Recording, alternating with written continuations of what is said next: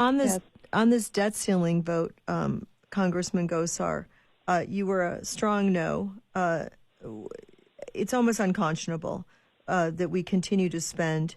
And before you came on again, Nicole and I were talking about the border, and we are funding Ukraine, and we are funding Ukraine to our own detriment.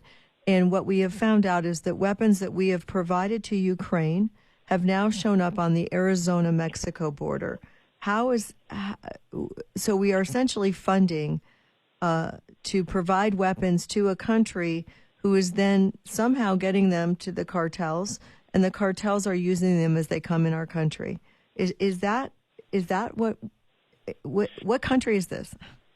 Well, I guess it's the spigot for everything and anything under the sun that violates the rule of law and is anti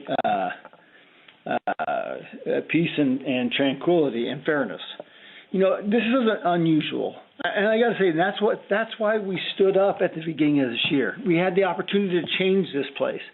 That's why we're stepping up again just yesterday.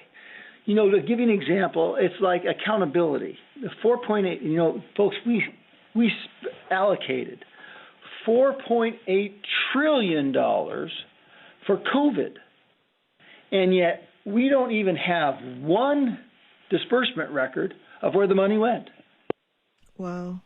The law states that every 6 months the Department of Treasury is to give Congress an update about where the money is, how much is in that account, where it's being spent, and what is needed. And this administration just says we don't have to do that.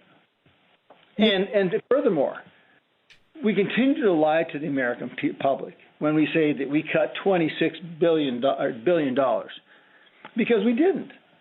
The COVID that was scratched back, the $20 billion, was put in another slush fund so that they could use it down the road for appropriations. They get shorted. This is totally wrong. This is way wrong.